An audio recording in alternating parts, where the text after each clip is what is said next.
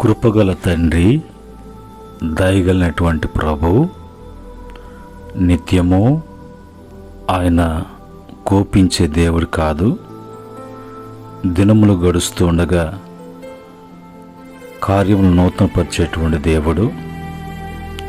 ఆయన వాత్సల్యము ప్రతినిత్యము అనునిత్యము మనకు చూపిస్తూ క్షేమము కలుగు చేస్తున్నటువంటి దేవుడు తిరిగి మరొక దినాన్ని మన జీవితాలలో సంతోషించటానికి, ప్రభు దినముగా ఆనందించటానికి కృప చూపించినటువంటి దేవాతి దేవునికి స్తుతులు స్తోత్రములు చెల్లిస్తూ ఉన్నాను.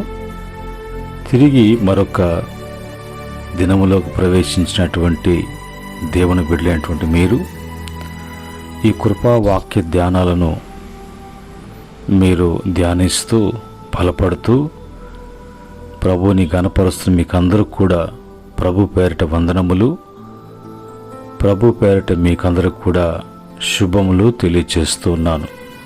ప్రియమైన దేవుని బిడ్డలారా, ఈ సమయంలో దేవుని వాక్యాన్ని చదువుకొని ప్రార్థనాపూర్వకంగా మనం ధ్యానం చేద్దాం. పరిశుద్ధ గ్రంథమైనటువంటి బైబిల్ గ్రంథంలో నుంచి ప్రవక్తల గ్రంథములలో ఒక గ్రంథము అయినటువంటి యెషయా గ్రంథము 26వ అధ్యాయము 3వ వచనములో ఉన్నటువంటి మాటను మనము చదువుకొని ప్రార్థనాపూర్వకంగా మనం ధ్యానం చేద్దాం. యెషయా గ్రంథము 26వ అధ్యాయము 3వ వచనాన్ని నేను చదువుతున్నాను. ఎవని మనసు నీ మీద ఆనుకొనునో వానిని నువ్వు పూర్ణ శాంతి గలవానిగా కాపాడుదువు. ఏలయనగా అతడు నీ యందు విశ్వాసముంచి ఉన్నాడు. ప్రేమగల తండ్రి, పరిశుద్ధుడా, ఉదయకాలమందు మీ మాటలను మేము ధ్యానం చేస్తూ ఉన్నాం ప్రభు. మరి దాసును మరుగుపరచండి, బలపరచండి, మాటలను వివరించండి, అనేక మందికి ఆశీర్వాదకరంగా ఉన్నట్లుగా బోధించమని యేసుక్రీస్తు నామములో అడిగి వేడుకుంటున్నాము తండ్రి, ఆమెన్. ప్రియమైన దేవుని బిడ్డలారా, ఈ సమయంలో మనం చదువుకున్నటువంటి మాటలలో దేవుడు తన బిడ్డలకు ఆయన చేస్తున్నటువంటి మరి వాగ్దానముతో కూడినటువంటి నిబంధనగా స్వయాన ప్రభువే ఆయన నోరారా తన బిడ్డలతో మాట్లాడుతున్నట్లుగా. ఏంటి ఆ మాటలు అంటే, మరి ఎవరైతే ఆయనను మీద పూర్తిగా ఆధారపడతారో, ఎవరైతే దేవుణ్ణి ఎప్పుడు కూడా విడిచిపెట్టకుండా ఆయనతో కలిసి ఉండటానికి మనసు కలిగి ఉంటారో, వారి జీవితాలలో పూర్ణ శాంతి అనేది వారికి కలుగుతుంది. ఈ పూర్ణ శాంతి అనేది, ఈ యొక్క పర్ఫెక్ట్ పీస్ అనేది దేవుని వలనే కలుగుతుంది, దేవుని వలనే కలగాలి. లోకం ఇచ్చినట్లు కాకుండా అని ప్రభు ఆయన చెప్పినట్లుగా, లోకము అనేది క్షణకమైనటువంటిదిగా కనిపిస్తుందేమో కానీ అది శాశ్వతము కాదు. అది ఆకర్షిస్తుంది. ఆకర్షించిన తర్వాత నిన్ను ఆకర్షణకు లోనినప్పుడు వశపరుచుకొని నేనొక బానిసగా వ్యసనాక్రాంతుడుగా ఉండునట్లుగా చేసేది లోకమిచ్చినటువంటి శాంతి. అయితే నా శాంతి అలా కాదు, నా శాంతినే మీకు ఇస్తున్నాను అని యేసు ప్రభువారు యోహాను సువార్త 14వ అధ్యాయంలో ఆ మాటలు ఆయన తెలియపరుస్తూ ఉన్నారు. కనుక ఈ శాంతిని మనము కలిగి ఉండి ఈ శాంతిలో మనము మరి నెమ్మది కలిగి ఉండటం, సమాధానం కలిగి ఉండటం, మంచి అనేది మన జీవితాల్లో చూడాలి అని అంటే ఏం చేయాలి అంటే, ఎలయనగా అతడు నీ యందు విశ్వాసముంచి ఉన్నాడు. దేవుని మీద ఆధారపడాలి. దేవుని మీద ఆధారపడేటువంటి మనస్సు ఎప్పుడు వస్తుందంటే, అతను దేవుని యందు విశ్వాసముంచి ఉన్నప్పుడే. కనుక ఈ రెండు నీలో ఉన్నప్పుడు దేవుడు నీ జీవితంలో పూర్ణ శాంతిని అనేది కలుగు చేస్తాడు. ఎన్ని ఉన్న శాంతి, సమాధానము అనేది లేనప్పుడు జీవితంలో ఏ విషయంలో కూడా మరి వృద్ధి చెందడం అనేది, మరి బాగుపడటము అనేది ఏది కూడా జరగదు. ఈ క్రమంలో మరి దేవుని వాక్యములో, ఈ వాక్యంలో దేవుడు మనకు ఒక గొప్ప వాగ్దానము ఇస్తున్నట్లుగా, పర్ఫెక్ట్ పీస్ అంటే పూర్తి సమాధానము, లోపల శాంతి, ఇన్నర్ పీస్, బయట పరిస్థితులు ఎలా ఉన్నా మనసు స్థిరముగా ఉండడం అనేది మన జీవితంలో జరుగుతుంది, జరగాలి.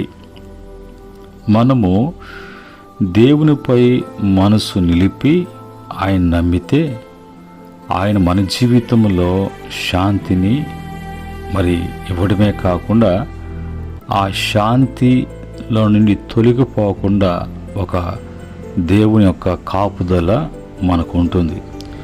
ఈ ప్రొటెక్ట్స్ అస్ విత్ పీస్.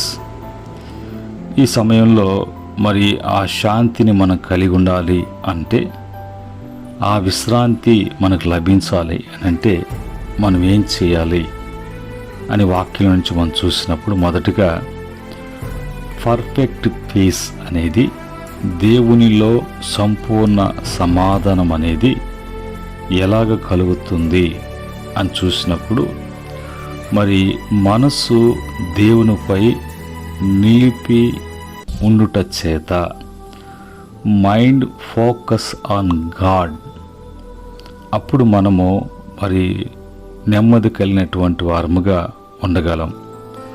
ఎలాగా అనంటే, కొలసీ పత్రిక 3వ అధ్యాయము 2-3 వచనాలలో అక్కడ రాయబడినటువంటి మాటలలో, పైనున్న వాటి మీదే గాని భూ సంబంధమైన వాటి మీద మనసు పెట్టుకొనకూడి, ఎలయనగా మీరు మృతి పొందితిరి, మీ జీవము క్రీస్తుతో కూడా దేవుని యందు దాచబడి ఉన్నది. కనుక ఈ మాటలో ఉన్నటువంటి అర్థం ఏంటి అంటే, మనము భూ సంబంధం కాదు, భూ సంబంధమైనటువంటి వాటి మీద మనసు పెట్టకూడదు.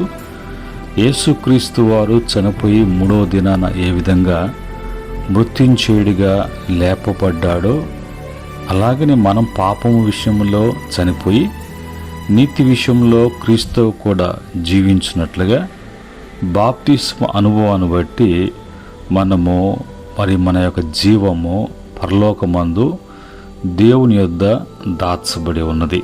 అందుక మరి దేనికి కూడా మన మీద అధికారం లేదు, ముఖ్యంగా సాతానికి. అందుకనే వాడు ఆ బాప్తిస్మ అనుభవం దారి వరకు మరి పోరాడతాడు, ఎన్నెన్నో ఇబ్బందులు పెడతాడు. అయితే వాటన్నిటిలో నుంచి కూడా ప్రభు ఆయన కాపాడతాడు.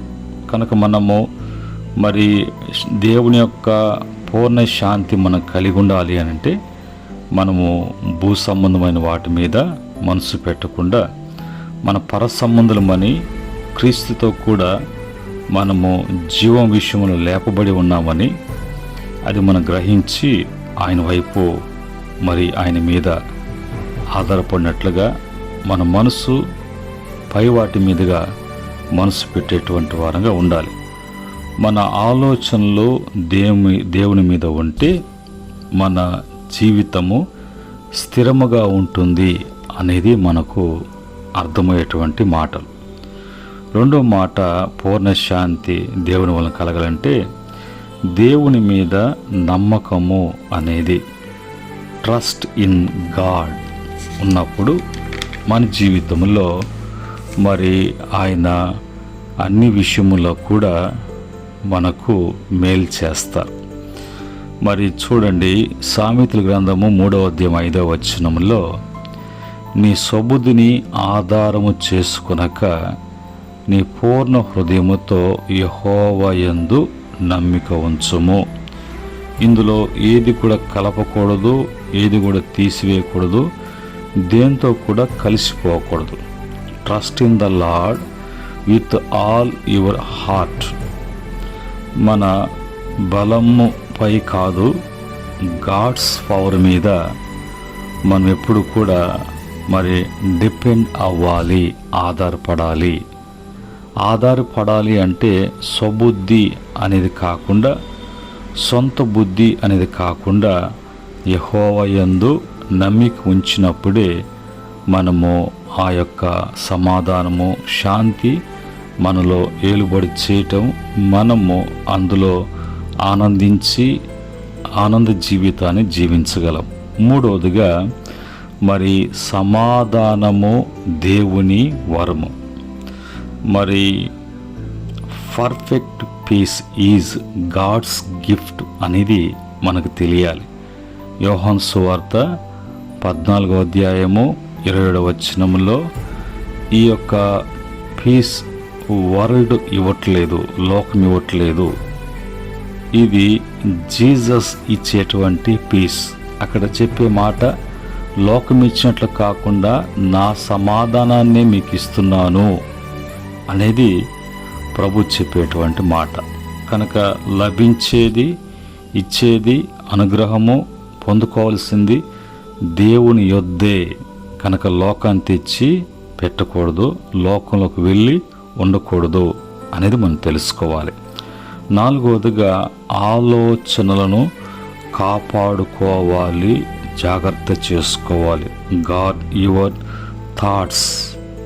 ఫిలిప్పీ పత్రిక 4వ అధ్యాయము 7వ వచనములో, మన మైండ్ క్లీన్ అండ్ ఫోకస్డ్ అనేది కానీ ఉంటే మరి మన జీవితాలలో మరి ఆ యొక్క ఏది కూడా మన మనసుల్లోకి రాకుండా మనము ఎప్పుడు కూడా మరి ఫ్రెష్గా ఉన్నట్లుగా మన యొక్క మైండ్ ఎప్పుడు కూడా గలిబిలి అయ్యేటువంటి ఆలోచనలు మరి ఉన్నటువంటి కొన్ని చూసిన దాని వలన, విని దాని వలన, మాట్లాడుతున్న దాని వలన కూడా మైండ్ ఖరాబ్ అయ్యేటువంటి పరిస్థితి ఉంటుంది.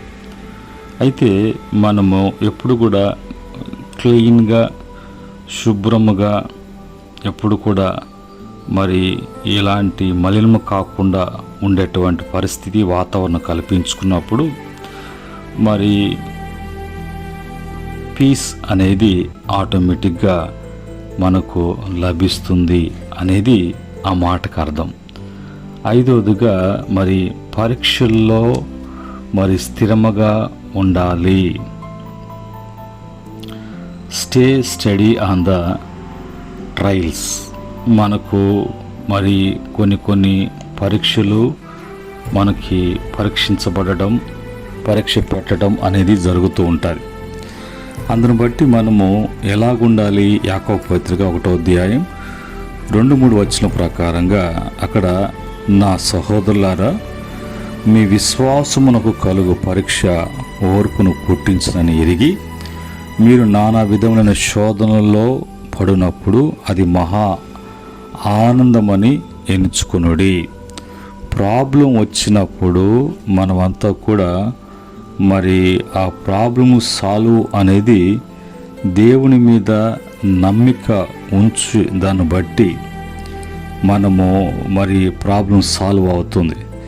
ప్రాబ్లం వచ్చినప్పుడు ప్యానిక్ కాకుండా మనము దేవుని యొక్క మీద మనం ఉంచేటువంటి నమ్మకాన్ని బట్టి మనం అది పరీక్షించబడుతున్నాము, పరిపూర్ణం కాబోతున్నాము అనే మనసు మనకు కలిగినటువంటి వారంగా ఉండాలి. ఎందుకంటే నువ్వు నమ్మిక ఉంచావా, నీలో ఉన్న నమ్మకం ఎలాంటిది, నమ్మకాన్ని బట్టి నీ క్రియలేంటి, నీ మాటలేంటి, నీ ఆలోచన ఏంటి, నీ చూపేంటి అని పరీక్ష అనేది మనకు కలుగుతుంది. అందును బట్టి మనము మరి వస్తున్నప్పుడంతా కూడా మనము జాగ్రత్త చేయబడుతున్నాం, మనం సరి చేయబడుతున్నాం అనేటువంటి మనసు రావాలి. అంతేకాని ఆందోళన చెందకూడదు.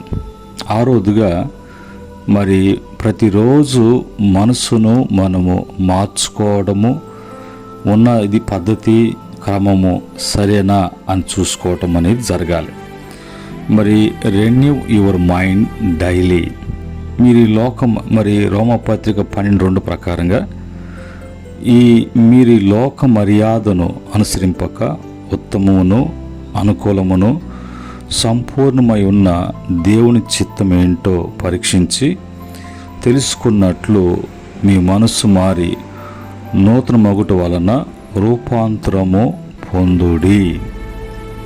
ఇక్కడ వర్డ్ ఆఫ్ గాడ్తో మనము ఎప్పుడు కూడా మన మైండ్ని రెన్యూ అవుతున్నట్లుగా చేసుకుంటున్నట్లుగా ఉండాలి.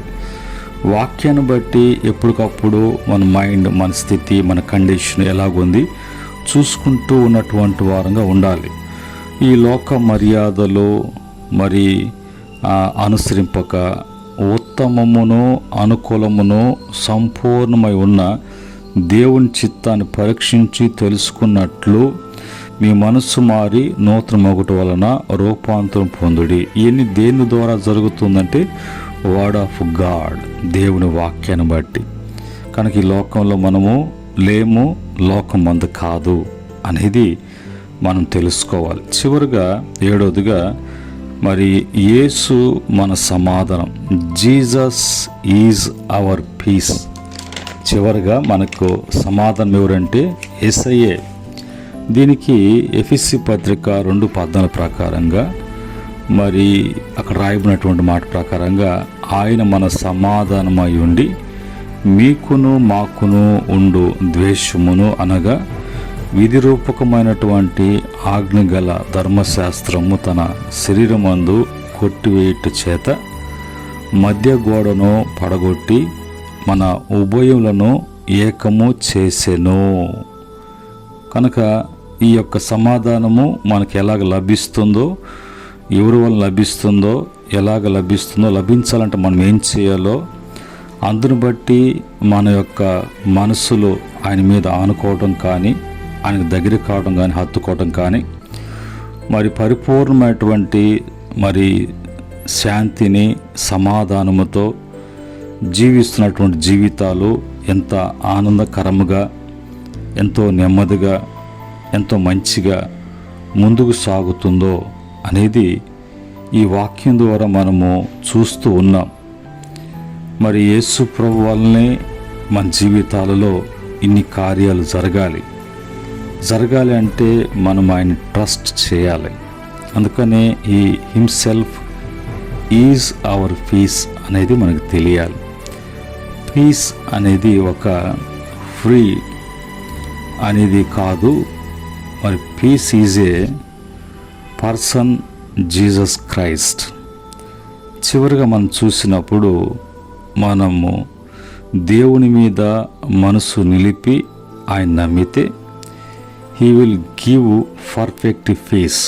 పరిస్థితులు మారకపోయినా మన హృదయము శాంతితో నిండిపోతుంది, సమాధానముతో నిండిపోతుంది, ఆనందముతో నిండిపోతుంది.